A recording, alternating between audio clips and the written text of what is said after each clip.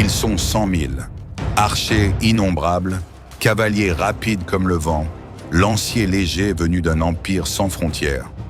Face à eux, à peine 10 000 hommes.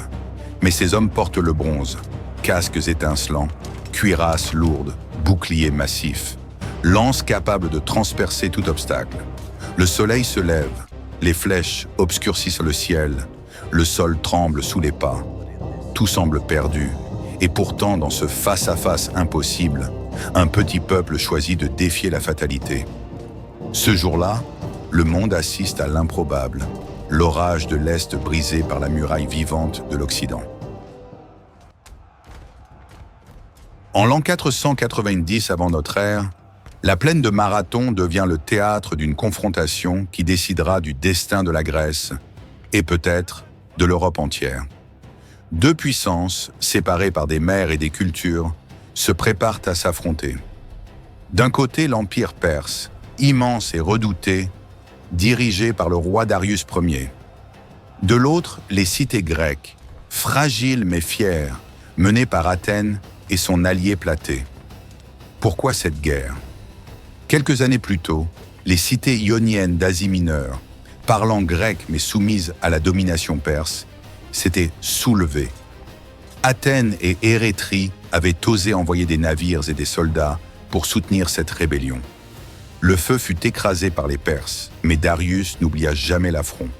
Dans sa cour de Suse, il jura de châtier Athènes et d'éteindre son insolence.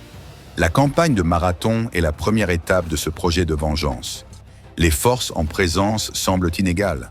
L'armée perse, forte de près de 100 000 hommes selon les chroniques, aligne des archers innombrables, des cavaliers rapides comme l'éclair et une infanterie légère adaptée aux grandes plaines. Leur stratégie repose sur la mobilité et la pluie de flèches destinées à briser l'ennemi avant le choc direct. Leurs points faibles, peu de protection corporelle, des boucliers de cuir ou d'osier, des lances courtes et des armures fragiles. Face à une ligne compacte de hoplites grecs, leur puissance se dissipe. En face, les Grecs ne rassemblent qu'environ 11 000 hommes, 10 000 hoplites d'Athènes et 1 000 de Platée. Mais chacun de ces soldats est lourdement équipé. Casques de bronze, cuirasses étincelantes, boucliers ronds massifs appelés oplons, longues lances capables de percer les rangs adverses. Leur phalange est une muraille vivante, avançant d'un seul bloc, indestructible tant qu'elle reste soudée. Leur faiblesse? Ils n'ont ni cavalerie, ni archers en nombre suffisant. Si la ligne venait à se briser, ils seraient encerclés et massacrés. Au sommet de chaque camp, deux esprits s'affrontent. Chez les Perses, Datis et Artapherne, généraux expérimentés, sûrs de leur supériorité numérique et de l'inévitable victoire. Chez les Grecs, Miltiade, stratège d'Athènes, ancien exilé ayant connu de près la puissance perse. Il sait que la seule chance réside dans l'audace et la discipline. Là où les Perses compteront sur la masse, lui entend frapper avec la précision d'un glaive bien aiguisé. La plaine de Marathon n'est plus une simple étendue d'herbe et de sable. Elle devient l'arène où s'affrontent deux conceptions du monde.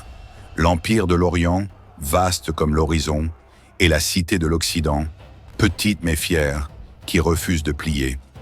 Le souffle de l'histoire s'y concentre, prêt à éclater. L'aube embrase la plaine. L'air est lourd, saturé de silence, seulement troublé par le claquement des étendards perses et le souffle rauque des chevaux. Les hoplites d'Athènes fixent l'horizon. Devant eux, une armée gigantesque, sûre d'elle, prête à les écraser sous le nombre. Mais Miltiade, le stratège, ne veut pas subir. Il choisit l'impensable, attaquer. Le signal retentit. En une seule vague, 11 000 hoplites s'élancent. Leurs casques de bronze étincellent au soleil levant. Leurs pas résonnent comme un tremblement de terre. La plaine tout entière vibre sous ce déferlement. Les Perses n'en croient pas leurs yeux. Jamais des hommes en armes aussi lourds n'avaient osé courir droit sur leur ligne.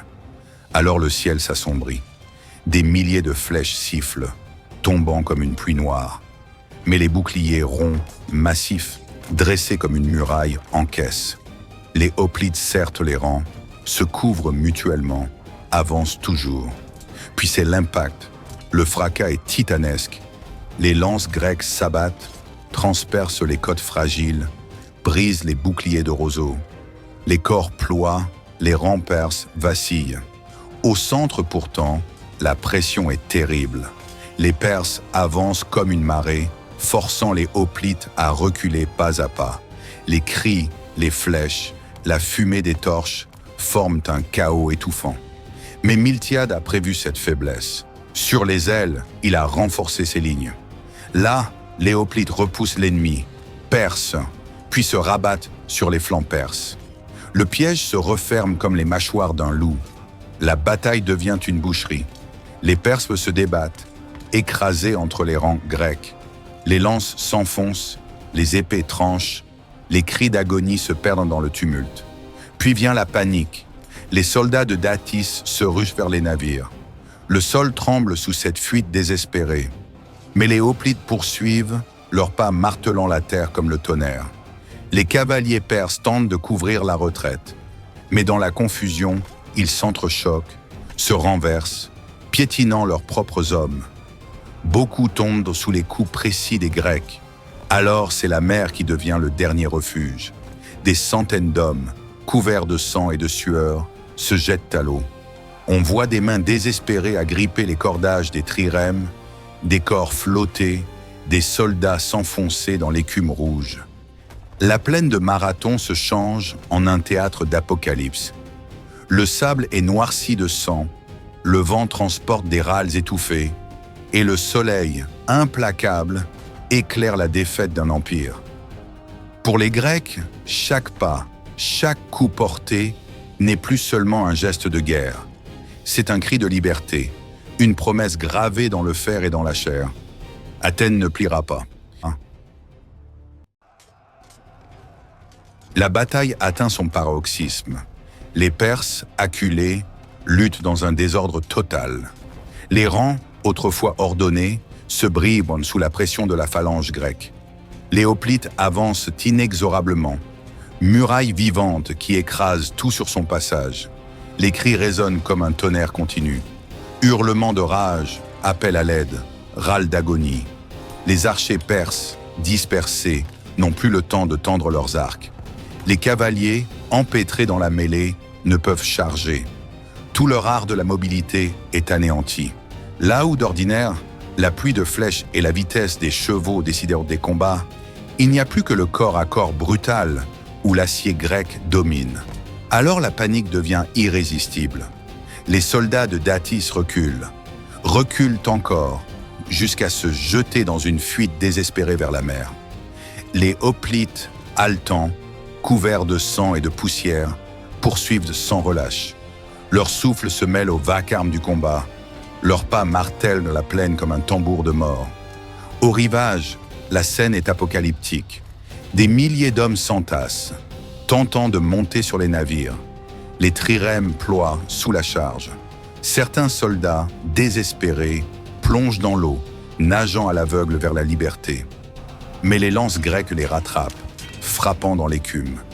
Beaucoup se noient, d'autres sont écrasés sous la masse de leurs propres compagnons. La mer, elle aussi, devient un tombeau. Les pertes sont immenses. Les chroniques parlent de plus de 6000 Perses abattus contre moins de 200 Grecs tombés.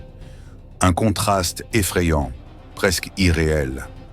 La plaine est couverte de cadavres, les boucliers brisés jonchent le sol, et les oiseaux de proie planent déjà au-dessus des morts.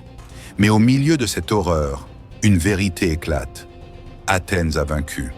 Contre toute attente, contre toute logique, une cité libre a brisé l'armée de l'Empire le plus puissant du monde. Miltiade, son visage marqué par la fatigue, contemple le champ de bataille. Il sait que cette victoire n'est pas seulement militaire. C'est un avertissement au monde. Les Grecs ne plieront pas. La poussière, le sang, la sueur forment une fresque grandiose. Dans les yeux des hoplites, épuisés mais debout, brille une flamme nouvelle. Marathon ne sera pas oublié. Ce jour-là, la liberté grecque est née dans le tumulte des armes, dans la clameur des vainqueurs et dans le silence éternel des vaincus. Lorsque le fracas des armes s'apaise, La plaine de Marathon n'est plus qu'un champ de ruines. Les cadavres perses jonchent le sol à perte de vue, tandis que les hoplites, exténués, se redressent, conscients d'avoir accompli l'impossible. Mais la guerre n'est pas finie. Athènes doit savoir immédiatement que la cité est sauvée. Alors naît la légende. Phéidippides, messager athénien, parcourt la distance qui sépare Marathon d'Athènes, près de 40 km, sans s'arrêter. Ses poumons brûlent, ses jambes saignent, mais il court encore et encore.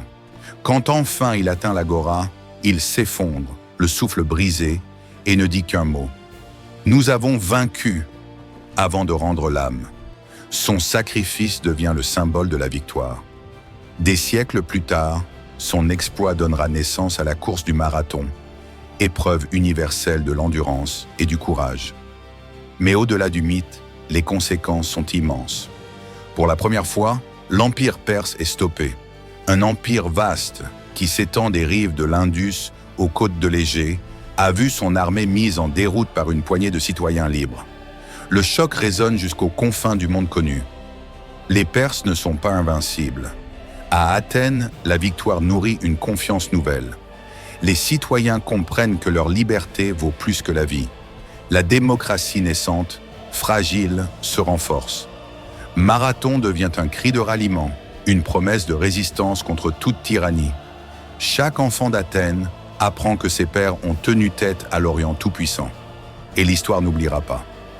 10 ans plus tard, Xerxès, fils de Darius, reviendra avec une armée encore plus colossale. Mais sans Marathon, sans la flamme née ce jour-là, les Grecs n'auraient jamais osé se dresser à Thermopyle, ni à Salamine, ni à Platée. La victoire de Marathon fut l'étincelle qui alluma l'incendie. Aujourd'hui encore, le nom de Marathon résonne comme un hymne. Non pas seulement à la gloire militaire, mais à la volonté de l'homme libre de défendre sa terre, sa cité et son avenir. Dans le tumulte du monde antique, Marathon fut plus qu'une bataille. Ce fut une déclaration. Une déclaration gravée dans le sang et le bronze, proclamant que même les plus petits peuples peuvent défier les empires et changer le cours de l'histoire.